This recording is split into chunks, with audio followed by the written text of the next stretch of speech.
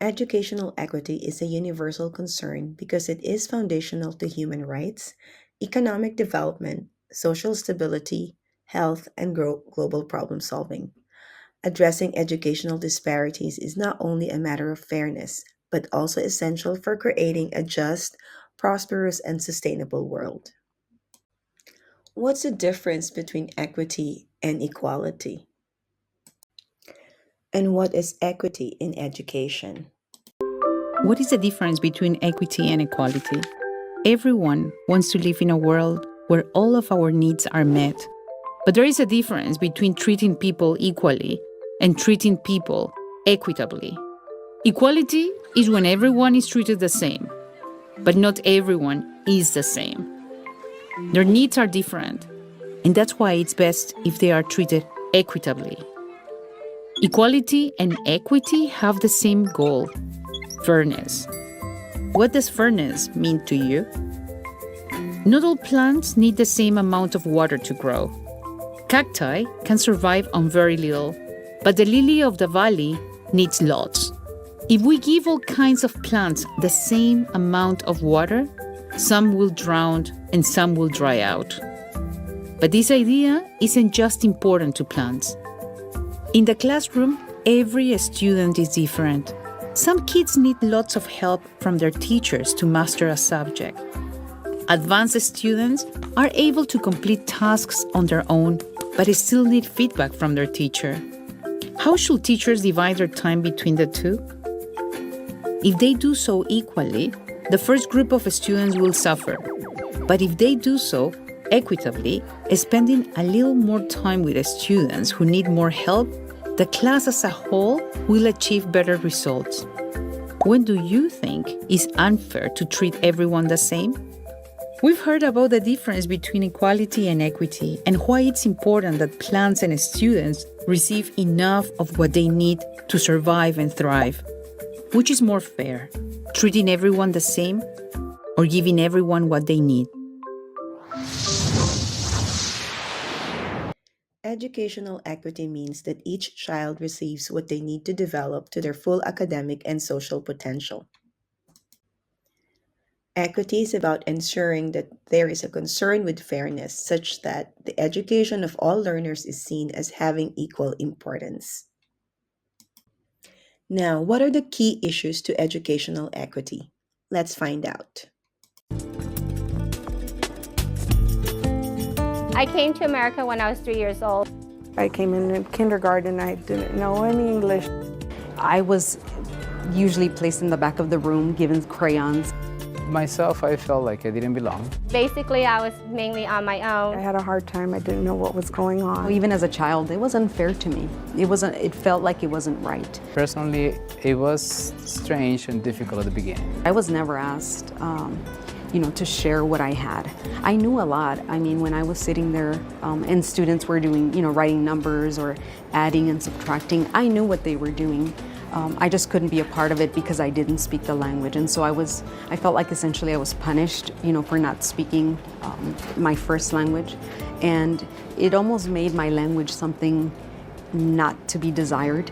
In Vietnam, my mom didn't have any education, so she didn't know how to, teach me at home. My parents, even though they didn't speak English, they were always very supportive of us and helped us at home, made sure we had food and clothing, shelter, and their support. Eventually, I was able to make new friends and started to dominate the language, and that helped me to fit in.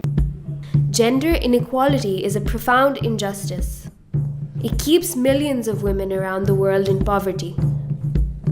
Women are 1/2 of the world's population, yet we are often denied equal access to health, education, and political and economic participation. It's first and foremost a rights issue, but gender inequality also significantly damages a country's economic development. What's that got to do with me? I'm just a teacher, not a politician. Teachers have enormous power to promote gender equity by modeling positive behavior in the classroom. Teachers often lose sight of the fact that if they have 40 students working in the classroom, they're working with 40 individuals. And each of those 40 is unique and special.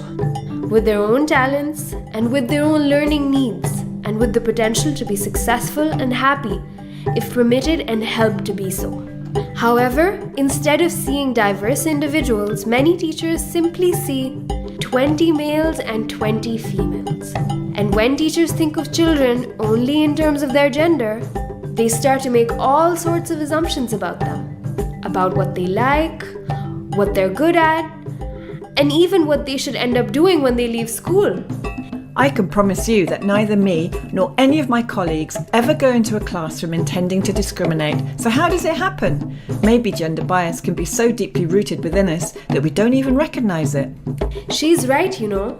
Come with me and let's see some of the ways in which teachers may unintentionally promote gender bias. Listen, teachers often assign tasks along gender lines. I need 4 strong boys to move the desks. Girls, sweep up the floor when the desks have been moved. Teachers also often ask questions in a way that makes an unnecessary distinction between the sexes. What do the boys think? And what do the girls think? Why would you expect all the boys to have one answer and all the girls to have a different answer because of their gender? We are your students. You know us. We are individuals. Research shows that boys generally receive more questions than girls. Who can answer that one? Marco.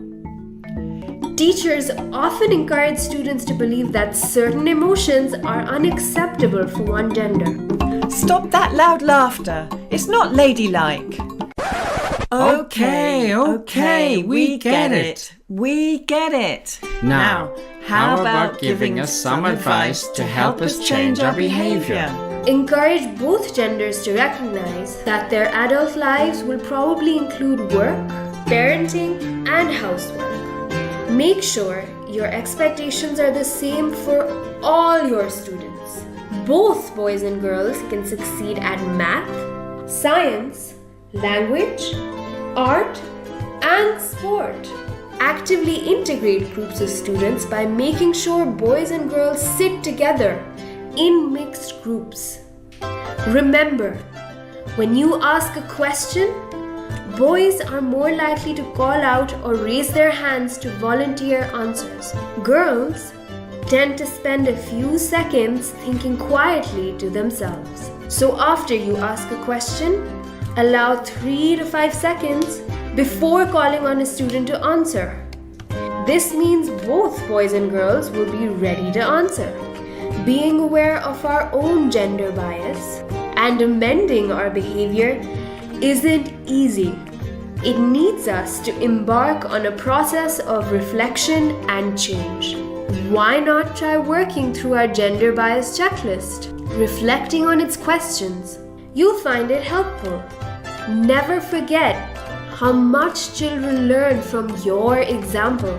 By modeling gender equity, teachers can change the future of society into one that is fairer, more fulfilling, and more prosperous. Isn't that what we all want? What do you say, teachers? We can do it!